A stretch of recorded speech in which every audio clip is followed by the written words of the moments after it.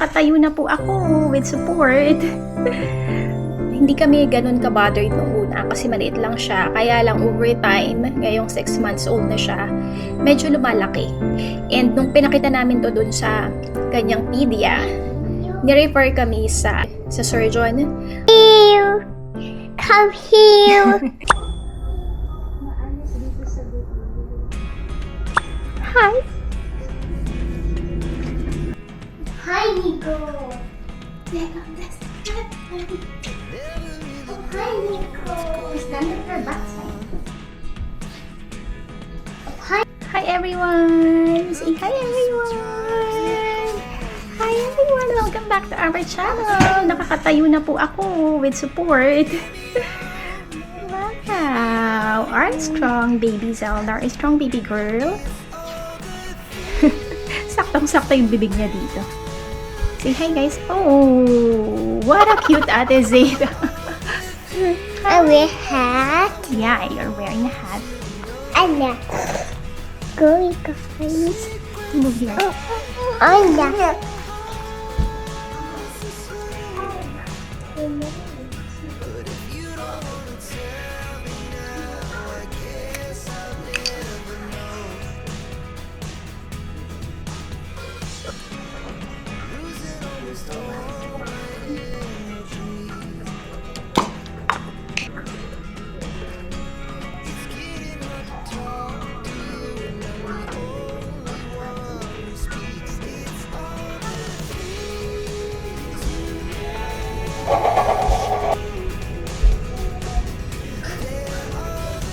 Hi everyone! Welcome back po sa aming channel. Happy Thursday!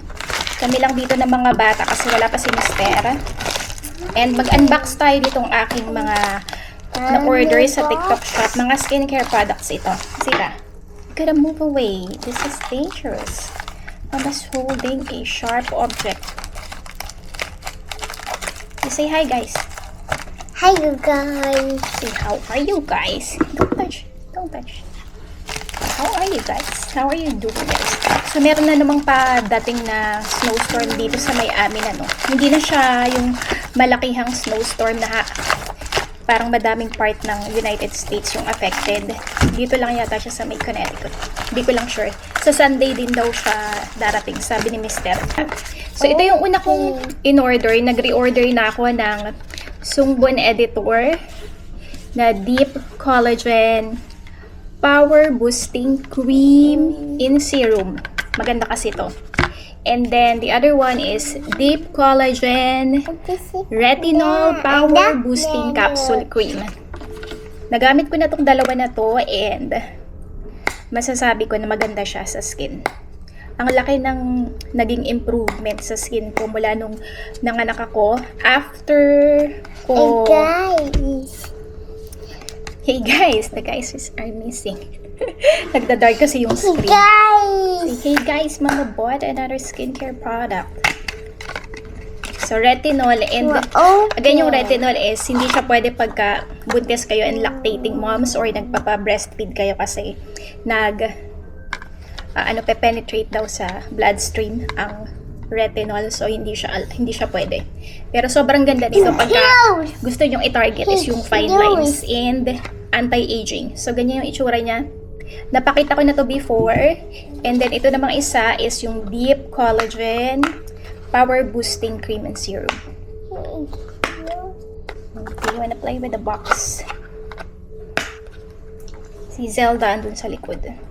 So mamaya share ko sa inyo. Kita nyo naman sa title, 'di ba? Yung medyo nakakalungkot na balita. Hey, close! Dahilan kung bakit kailangang ma-surgery ni Baby Zelda. A box? Ma-open. So this is the other one. Ayan, ganito yung itsura niya. So maganda tong duo na to. So ito naman, this is the conditioner, Dr. Groot. Ayan siya. Meron pa akong ibang in-order kaya lang na mga skincare products, bago. Kaya lang medyo na-delay dahil nga sa snowstorm. Kung bago po kayo dito, kami ay nasa Connecticut. Anyway, nilalagay ko naman lagi dito sa screen yung date and kung nasa ang state kami. Yan, maganda to for if you want to thicken your hair o kung gusto nyo kumapal yung buhok nyo, lalo na kung nagkaroon kayo ng postpartum hair fall. Maganda siya. So anyway, share ko na rin pala sa inyo kung ano ba yung nangyari dun sa check-up namin before. Yun yung nag-celebrate kami ng aming second wedding anniversary. Meron kasi kaming nakita na parang growth doon sa, or merong, alam niyo yung parang kuntil doon sa may butt area ni Zelda. Actually, hindi kami ganun ka-bothered nung una kasi maliit lang siya. Kaya lang over time, ngayong 6 months old na siya, medyo lumalaki. Although parang tumigil na naman yung paglaki niya, pero nakaka-bother kasi. And nung pinakita namin to dun sa kanyang pedia, nirefer kami sa surgery department or sa surgeon. Kasi daw, parang sa itsura is kailangan siyang i-surgery dahil baka maka-apekto, pag lumaki pa is maka-apekto dun sa bowel movement ni Zelda. Although hindi naman talaga, parang hindi bothered si Zelda at all, hindi siya nasasaktan or parang wala lang sa kanya, hindi siya nagkukos ng pain or discomfort kay baby Zelda. However, pag narinig mo kasi yung word na surgery is nakaka-worry for parents like us. Lalo na kay Mister, siya talaga yung nag-worry. Kasi ako, ang dami ko nang naranasan na surgery, diba? Talagang, I went through under the knife ilang beses na. 2 beses nung CS ko, and then another surgery nung na-DNC ako, and then surgery naman sa aking, sa wisdom teeth. 2 yun. So, parang sa akin, parang hindi siya bago. Pero, syempre, as a mom, naiisip ko, alam ko yung pain na mararamdaman ni baby if ever na magkaroon siya ng surgery. Although, nasa labas naman siya and hindi siya internal. Pero she's only 6 months old, kaya sobrang nag-worry din si Mister. Di ba, hindi natin alam kung talagang surgery siya or i-cauterize lang. So, hindi pa namin alam dahil hindi pa nga kami nakakapunta dun sa surgeon kung saan kami ni-refer nung kanyang pedia. Pero tinanong namin, baka naman merong ibang way para matanggal yon since baka pwedeng may topical treatment or creams na lang. Sabi nung pedia is, instead of referring you sa surgeon, pwede natin i-refer muna kayo sa pediatric dermatologist, which is mas preferred namin kasi yun talaga ang gusto namin, as much as possible kung pwedeng wag na mag-go through si baby ng surgery. Kung merong topical treatment or other treatment other than that, mas gusto namin yun.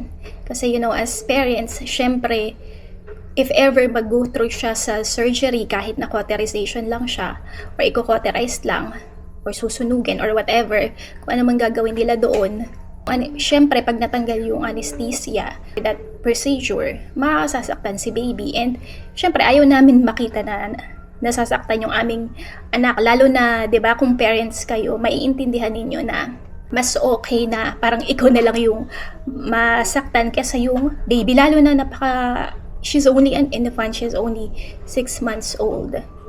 And diba, kung matagal na kayo dito sa aming channel, Zelda is such a happy baby, and bihirang-bihira po talaga makikita yan na umiiyak siya. And alam mo yun, pag nai-imagine mo na pag masaktan siya, syempre iiyak yan, mahihirapan, ilang days din siya magsasuffer.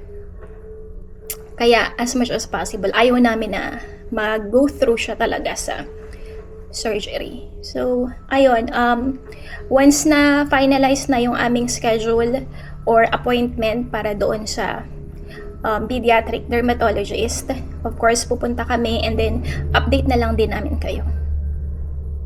And naisip ko siyang ilagay dito sa vlog kasi baka sakaling may makapanood na same experience or may alam about sa ganon. Yung itsura niya kasi is parang kuntil. Syempre hindi ko naman maipapakita sa inyo dahil nasa may private area siya or nandoon sa may private area, kaya hindi ko naman maipapakita dito. Para siyang yun nga, pag nakakita kayo ng kuntil, ganun siya. Medyo lumalaki na siya, pero like what I have mentioned, hindi naman hindi naman nagkukos ng discomfort kay baby. So baka sakaling merong makapanood na naka-experience ng ganun or may alam about doon, please comment down below kung paano ba yung naging treatment ninyo, or kung may alam ba kayong treatment para doon na hindi na mag-go through sa surgery. Kasi masyado pang bata si Zelda para sa ganun, and alam ko na yung ibang mga parents dyan, naiintindihan kung ano ba yung nararamdaman namin ni Mr. Pag nakita nyo si Mr., siya talaga yung laging nag-worry kay Zelda. Well, of course, nag-worry din ako, pero iba yung pag-worry niya. Kahit nasa work siya, lagi niyang tinatanong kung kumusta na ba, kung lumiit na ba yung growth na yun, or andyan pa rin ba. Lagi niyang naiisip nga na baka, di ba, pagka na surgery is kawawa naman si baby. Hi, Zelda! You say hi! Hi, everyone! Can you wave hi? Wave hi! Hi. Wave What hi! are they? Can you wave hi? Hi. See, how are you guys? Ay, nako. Good.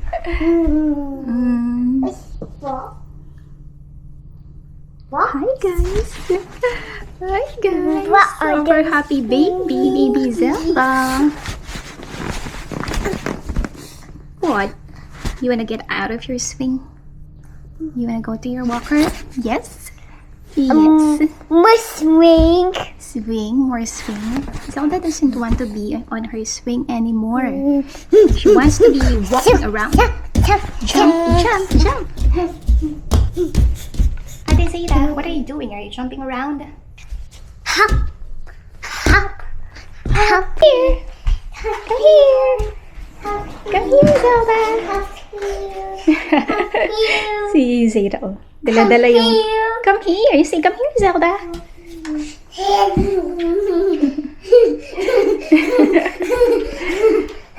What is Ate doing to you? Come here! Come here.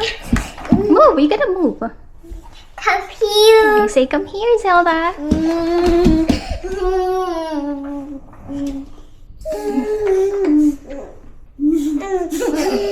A bowl. A bow. Oh, can you go get her bow? A bowl. Yeah, we're gonna put bow on her head. Zelda, come here! Come to Mama! Come here! Come here! Come here! Come here! Ooh! Come here! A bowl. Come here! Here. Come here. Now, Come you see- here. So mag-fried rice ako, guys, para sa aming lunch ni Zeta. Kasi sayang naman tong aming leftover na adobo. Ano ko na lang siya. Fried rice. Si Mr. hindi ko alam kung kailan siya makakauwi. Baka bukas pa. Kasi nga, hi, Zelda! Si Zeta nakikipaglaro siya kay Zelda, kaya nakakagawa naman ako dahil pag agising si Zelda, ay nagalaro silang dalawa. Parang keeps saying, comes here. Tapos yung si Zeta merong natutunan na bagong Tagalog na expression. Yung ay nako. I-insert ko dito kung ano yung insert ko dyan mamaya. Yung sinasabi niya yung ay nako. Hindi ko sa kanya tinuro yun kasi pinapakain ko si Zelda. Tapos, nagkalat-kalat siya. Kaya sabi ko, ay nako. Sabi ginaya na ni Zeta, sabi niya, ay nako.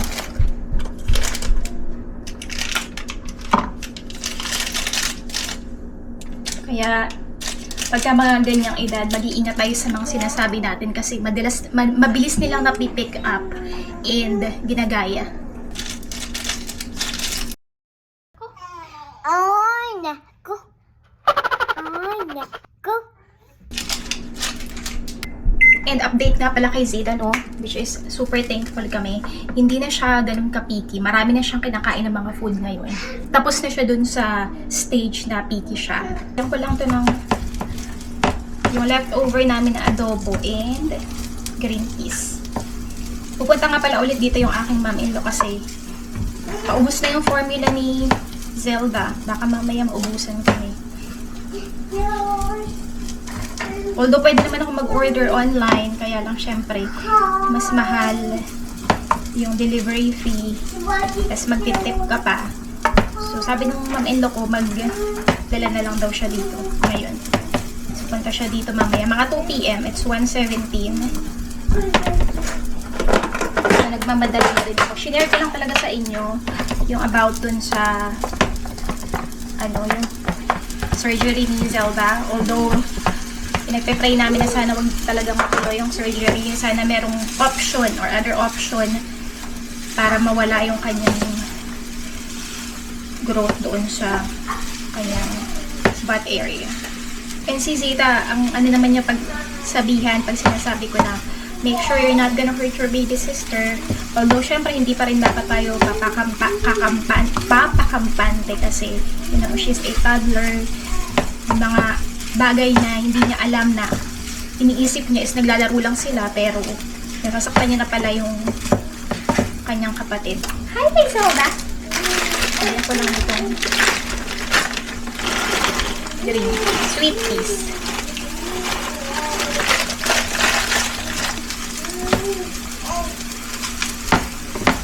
Nagulat nga ako, nakakatayo na siya. Akala ko hindi pa siya makakatayo kasi hindi pa nga siya nagagapang. Pero nakakatayo na siya. Iba-iba talaga ang baby. Parang may nabasa ako or somewhere na hindi na daw kasama sa milestone ngayon yung paggapang. Kung alam ko, kung totoo ba yan. Zera, do you wanna throw that box away? Ha? Do you wanna throw it away or do you wanna play with it first?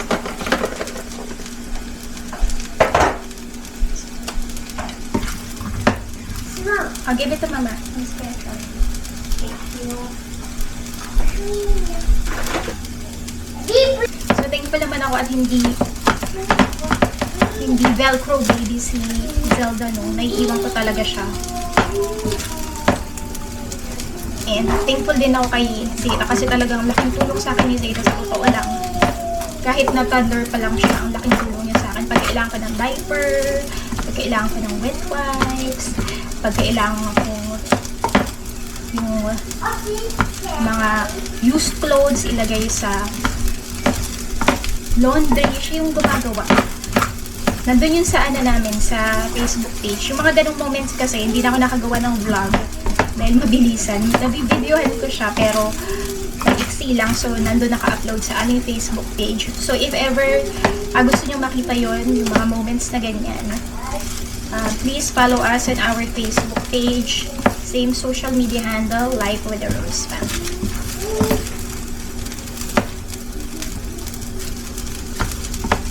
Medyo matrabaho kasi pag gumawa ng video dito sa YouTube, mahaba kasi. Pero kahit na sobrang laki ng binaba ng aming mga views dito, hindi ko naman kasi na iniisip yung views dito. Yung iniisip ko is i-document ko kung ano ba yung mga nangyayari sa buhay namin para pagka yung time na malaki na si Zeta and Zelda, meron na silang sariling family, pwede namin balikan. And, or sila, di ba, pag dumating na yung time na gusto nilang makita o ipakita sa mga anak nila kung ano ba yung mga ginagawa nila nung babies pa sila or bata pa sila, may mababalikan. Maganda siyang way to document your life. Depende naman yan kung ano bang trip nyo. Kasi wala akong, di ba, ang phone, wala tayong enough storage for the phone and medyo hassle kung dun mo siya save. And at the same time, di ba, kung monetize yung channel nyo is kahit papaano kikita kayo. Kahit maliit lang. Pero hindi na yun yung aking niisip ngayon, yung views or yung earnings. Kasi meron naman akong work and pag yun kasi yung iniisip mo, yung earnings and yung views, talagang tatamarin ka mag-upload. Tatamarin ka ng mag-video. Lalo na kung walang nanonood. Sa akin, ano kasi ako, gusto ko na napapanood yung family namin. Yung ginawa namin on that specific day. Natutuwa ako. Nagiging, ano ko siya, stress reliever. Kaya tuloy pa rin ako kahit konti lang yung nanonood ng aming channel. Ang pag-YouTube naman at pag-vlog, hindi lang para dun sa mga sikat o maraming nanonood. So, depende sa inyo kung ano bang goal ninyo, kung bakit kayo gumawa ng YouTube channel. So, in case, tapusin ko na yung video dito. Maraming salamat po ulit sa pag-suporta sa aming YouTube channel. If you are new here, please do consider subscribing. Bye-bye. And if you are watching, please don't forget to hit the like button. Again, if you have a Facebook account, please follow us on our Facebook page. Same social media handle, Life with the Rose Channel. Thank you so much again for your support. And by the way guys, i-shoutout ko lang pala yung aking mga madalas mag-comment dito sa aking mga videos. Kahit ilan lang kayo, I really appreciate you guys. Maraming salamat. Most especially kay Miss Evelyn, di talaga yan na-absent sa pag-comment. Sa nanay ko. And kay Sis Anisha Cortesiano, maraming salamat sa palaging panonood at sa pagsuporta sa aming YouTube channel. So again, thank you so much everyone for watching and see you again next time. Bye! Zayra, you say bye-bye guys. Bye-bye, guys. Come on, say bye-bye guys. See you again next time. Bye-bye. Bye-bye. Bye-bye. Bye-bye. Bye-bye. Bye-bye. Bye-bye, guys.